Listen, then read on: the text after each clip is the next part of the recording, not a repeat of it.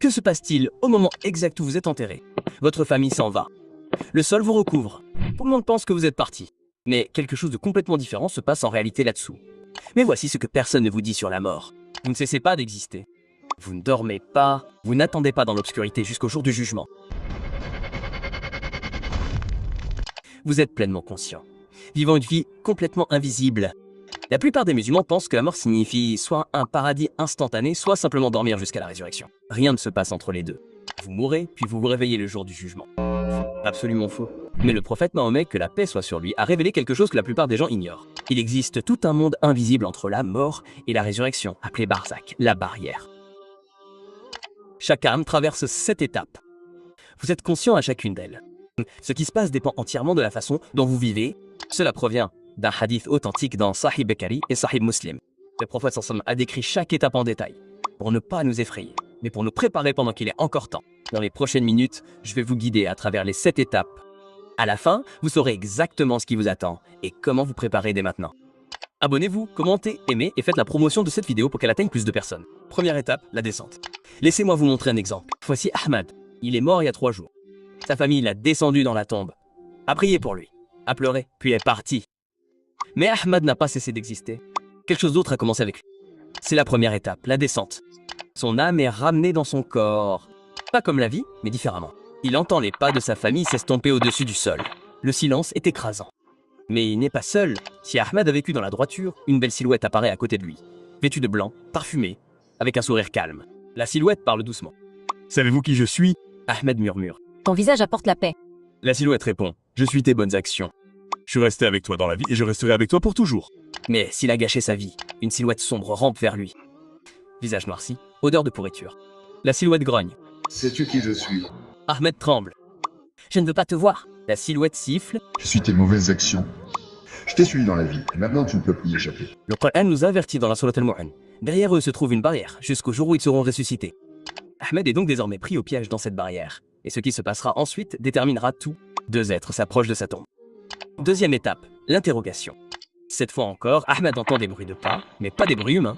Quelque chose de plus lourd. 2 silhouettes apparaissent dans sa tombe, Markar et Nakir. Les anges envoyés pour interroger chaque âme. Leurs voix font trembler la terre autour de lui.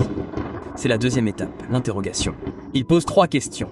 Qui est ton Seigneur? Quelle est ta religion? Qui est ton prophète? Si Ahmed vivait selon sa foi, les réponses jailliraient instantanément de sa langue. Mon Seigneur est Allah. Ma religion est l'islam. Mon prophète est Mahomet. Son cœur connaît la vérité. Aucune hésitation. La lumière commence à remplir sa tombe. Mais si Ahmed se contente de dire qu'il est musulman, sans le vivre véritablement, sa langue se fige. Je ne... J'ai entendu des gens dire quelque chose. Les mots ne viennent pas, son esprit devient complètement vide. La panique s'installe comme l'obscurité. Se referme sur lui, le prophète ensemble averti dans Sahih Bukhari. Ils te poseront des questions. Toute ta vie après la mort dépendra de quel Ahmed tu seras. Celui qui répondra avec certitude ou celui dont la langue le trahira. Maintenant, la tombe commencera à réagir à ses réponses dans la prochaine étape. Troisième étape, expansion ou constriction. Soudain, Ahmed sent les murs bouger autour de lui. Quelque chose arrive à la tombe elle-même. C'est la troisième étape, expansion ou constriction. Si Ahmed a répondu correctement, sa tombe s'élargit. Les murs s'étendent à perte de vue.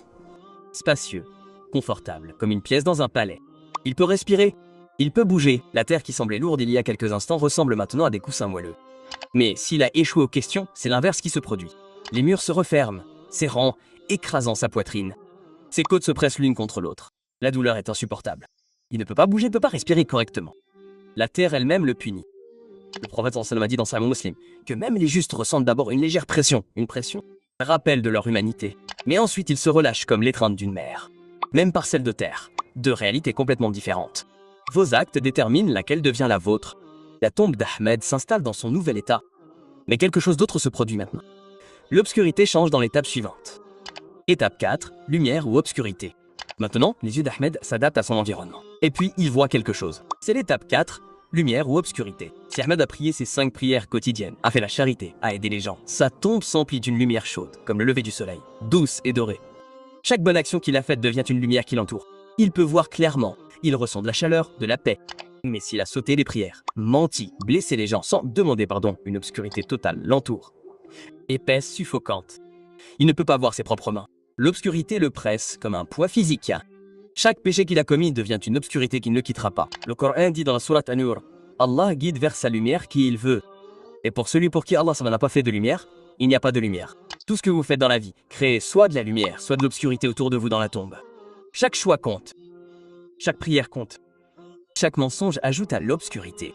Si vous voulez comprendre en profondeur ce qui se passe après la mort, à partir de sources islamiques authentiques, il existe un livre complet intitulé « La vie après la mort et les affaires de l'invisible » par le Cheikh Salih El-Fawazan.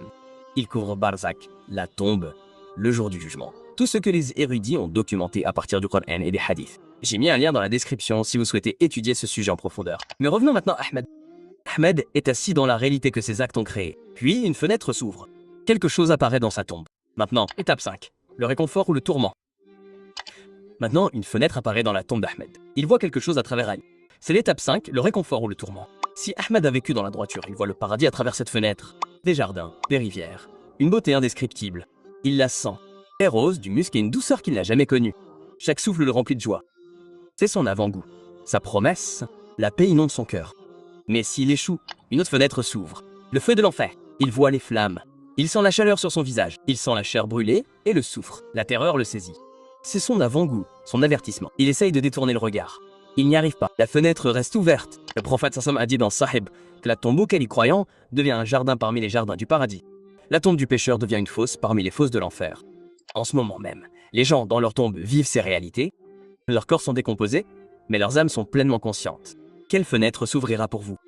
Le temps ne fonctionne plus normalement ici. Étape 6, l'attente à Barzak. Maintenant, Ahmed est dans sa tombe depuis 800 ans maintenant, mais il ne le sait pas. C'est l'étape 6, l'attente à Barzak.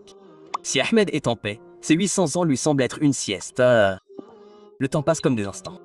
Il est à l'aise, rêvant du paradis, sentant son parfum, attendant patiemment le jour de la résurrection.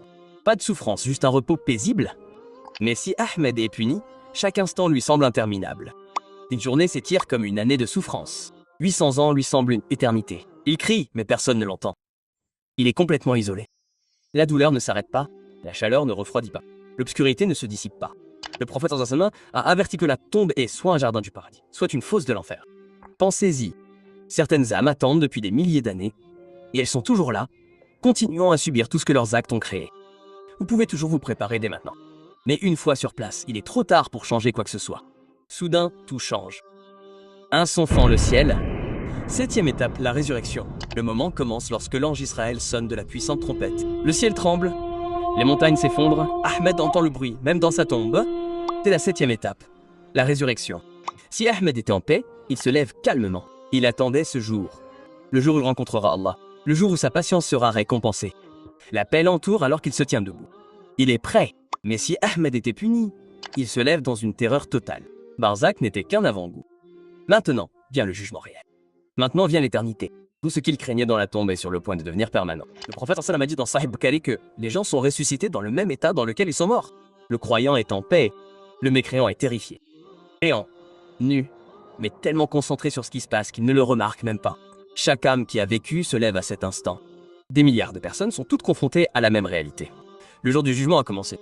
Les 7 étapes de Barzak se terminent ici. Votre éternité commence. Ces 7 étapes attendent chaque personne, sans exception. Le prophète a dit que la tombe est la première étape de l'au-delà. Quiconque la traverse en toute sécurité, tout sera plus facile après. Alors posez-vous la question maintenant. Quelles seront vos réponses lorsque les anges arriveront? Votre tombe s'élargira-t-elle ou se rétrécira-t-elle? Serez-vous entouré de lumière ou piégé dans l'obscurité? La belle vérité est que vous respirez toujours. Vous pouvez toujours vous préparer. Chaque prière, chaque bonne action, chaque moment où vous vous souvenez d'Allah construit votre réalité dans le Barzak. Et le fondement de tout cela, ce sont vos 5 prières quotidiennes. Si vous priez régulièrement, votre tombe sera éclairée et paisible. Mais si vous avez du mal à prier, si vous sautez le Fajr, si vous retardez les prières, vous devez y remédier maintenant. J'ai réalisé une vidéo qui décompose les 5 pièges spécifiques qui empêchent les musulmans de prier et explique exactement comment échapper à chacun d'eux. Si vous avez du mal à accomplir les 5 prières quotidiennes, regardez cette vidéo juste après. Car la qualité de votre Barzak dépend de la qualité de vos prières, dépend